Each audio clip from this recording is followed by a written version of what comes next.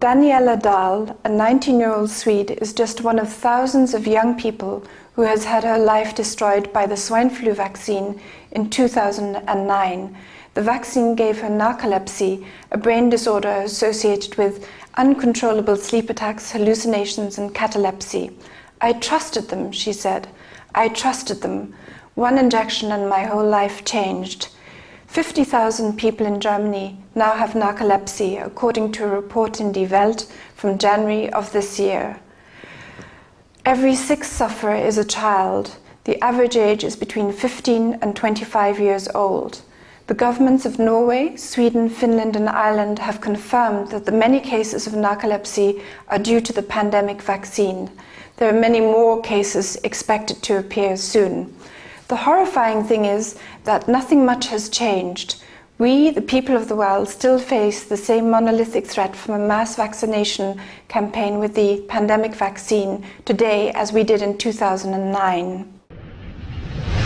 The same pandemic vaccine is still being recommended by the World Health Organization. If anything, a review of the pandemic by the World Health Organization in 2011 has resulted in an even greater threat to the global population. It allows for even more pandemic vaccines to be delivered even faster to the people of the world. The biggest change in 2011 is the privatization of the pandemic virus warning system. Here we have a clear conflict of interest. Big Pharma, which stands to make the most profit from declaring a pandemic emergency, now has control over the World Health Organization's pandemic warning system. Pharmaceutical companies like GlaxoSmithKline have become key stakeholders in a network of WHO laboratories scattered around the globe, which is supposed to track the progress of a pandemic virus. The secret influence of Big Pharma companies on the World Health Organization vaccine policy in 2009 has since been exposed. WHO even changed the definition of a pandemic to be able to declare a pandemic emergency level 6 and trigger multi-billion-dollar contracts for Big Pharma. Baxter nearly started a global pandemic in 2009 when staff contaminated 72 kilos of the seasonal flu vaccine material with the deadly bird flu virus at its biosecurity level 3 facilities in Austria. Baxter had also pre-negotiated contracts to sell the pandemic vaccine. It has since emerged that Baxter is a site which is critical to US security, according to leaked diplomatic cables published by WikiLeaks. The question is, who runs this biosecurity facility? Is it the CIA? Is it a secret bioweapons lab? How could an incident of the kind that occurred in 2009 happen at Baxter's facility? It gets worse. The same pandemic vaccine is not only being recommended by the World Health Organization. WHO has announced plans to stockpile 150 million doses of pandemic vaccine. The purpose is to deliver the toxic vaccine even faster to the population of the globe. Pharmaceutical companies have also announced plans to transfer vaccine and adjuvant manufacturing technology around the globe to make sure everyone can be given these jabs more quickly. In 2009, plans to vaccinate 6 billion people around the world were activated by WHO. Yes, 6 billion people. Remember all the hype about a virus which could kill 95% of the population? Remember all the reports about crematoriums and mass graves?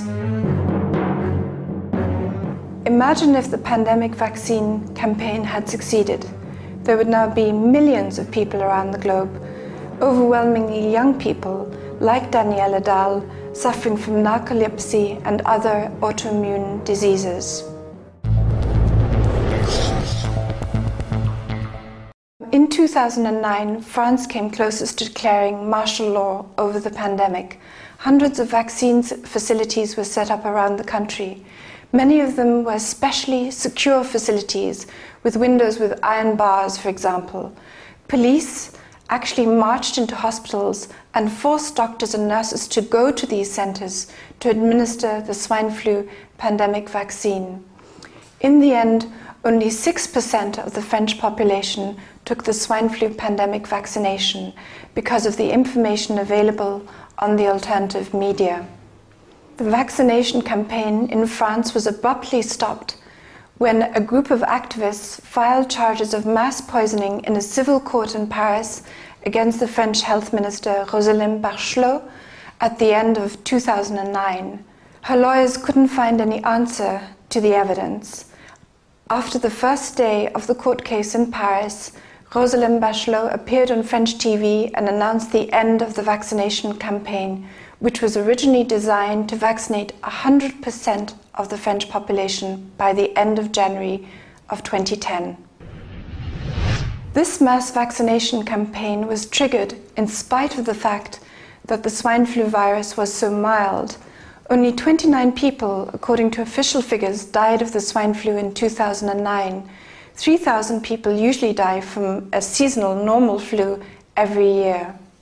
In spite of all the hype from governments, Big Pharma and the mainstream media, only 1% of the people in Italy and Spain took the pandemic vaccine, 3% in Austria, 3% in Israel, about 6% in Germany and France, and 5% in Sweden, or about 500,000 Swedish people.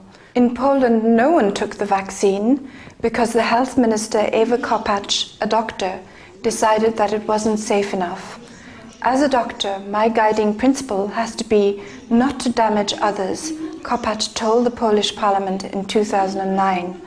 We will not buy the vaccine against the swine flu.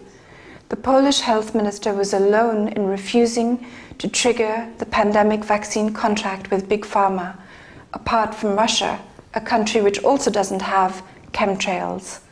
And the Polish government paid a terrible price. Just days after Eva Kopacz gave evidence about the pandemic vaccine at the Parliamentary Assembly of the Council of Europe, PACE, 96 top Polish government and military officials were killed in a mysterious plane crash in Smolensk, itself now the subject of inquiry, after an enormous amount of evidence showed that this was not an accident, but an assassination attempt. The head of the PACE inquiry, UK MP Paul Flynn, dropped all mention of the scientific evidence that the swine flu vaccine adjuvant was damaging, the very reason that Kopacz, a doctor, had refused it.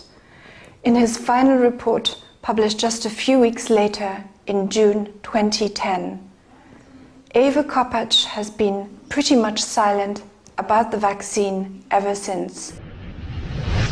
The PACE inquiry was a fraud and persuaded people that something had happened when nothing fundamentally had changed, and we face the same monolithic danger of a mass vaccination campaign with the same toxic vaccine as in 2009. Paul Flynn and PACE did not examine the evidence that the pandemic vaccine is dangerous. He excluded the issue of the political and military factors involved in a pandemic level 6 emergency declaration. He did not examine the issue that we can be given this pandemic vaccine by force, and there are provisions for forced quarantine. The PACE inquiry lulled people into thinking that effective action had been taken when no effective action has been taken.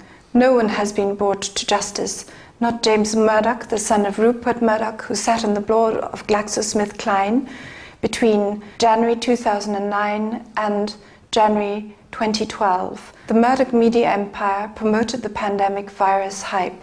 Justice has not been brought to Andrew Whitty, the chief executive of GlaxoSmithKline, the pandemic's manufacturer of pandemics. Andrew Whitty was even awarded a knighthood by Prince Charles in May of this year.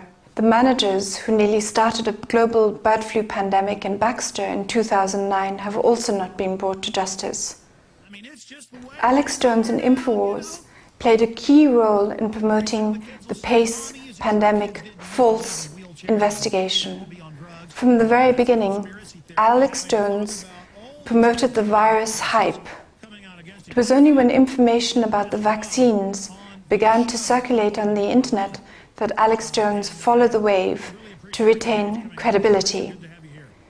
From the beginning, he excluded all the main critics of the pandemic vaccine, like Dr. Rebecca Carley and myself from his show.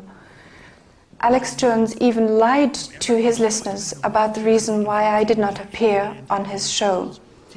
The truth is, I was invited by his staff, but when the time came for me to take the call, there was no call from InfoWars. German lawmaker Wolfgang Wodak appeared out of nowhere on the Alex Jones show when the vaccine campaign was over and when it was clear that it had failed. Alex Jones helped promote Wolfgang Wodak and the PACE inquiry as the spearhead of the criticism against the mass pandemic vaccination program. The deceit extends beyond Alex Jones to other parts of the alternative media, including Jim Core in Ireland. Jim Core has never used his high profile or his many appearances on mainstream Irish TV to spread the word about the damage caused by the pandemic vaccine.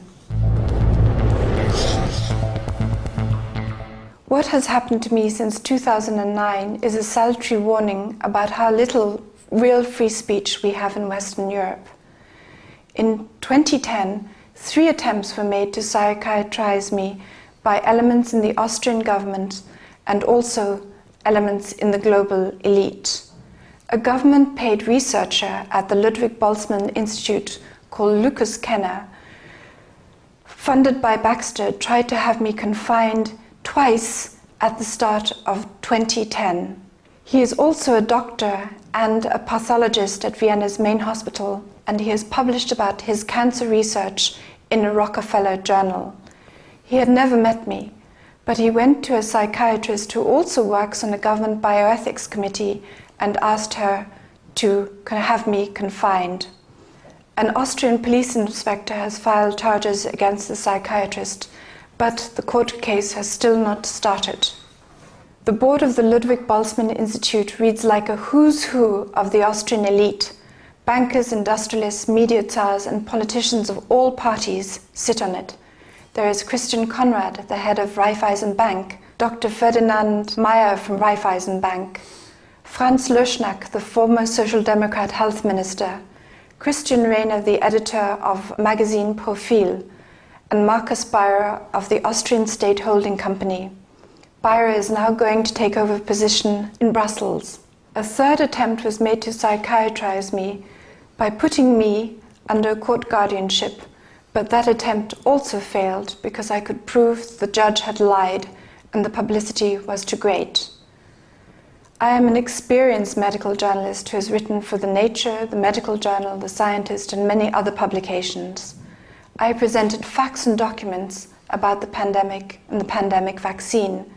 What I said has proved to be accurate. That is why the globalist elite wanted to eliminate me. The stage is now set for another event to trigger a pandemic. This time, an act of bioterrorism could be used. Albert Osterhaus, a key advisor to the World Health Organization, claims to have found an especially deadly variant of the bird flu virus. This was published in Nature just a couple of weeks ago. Osterhaus also had shares in a firm producing the swine flu pandemic vaccine in 2009. The Olympics in London, for example, would be a perfect opportunity to spread some toxins and spark yet another fake pandemic and push for a global mass vaccination campaign. This time, WHO laboratories controlled by Big Pharma would hype the virus even more than they did in 2009. There are more and more signs that the global elite are planning a pandemic scare soon. In May, the government of Burkina Faso in Africa ended a major pandemic emergency exercise based on a scenario where a virus like influenza appears in a remote village. In spite of all the huff and puff, we face the same danger today that we faced in 2009. The same toxic pandemic vaccines can be given to us in the event of a pandemic emergency level 6. Big Pharma companies have got greater control over the WHO's pandemic early virus warning system, allowing them greater opportunities for virus pandemic hype.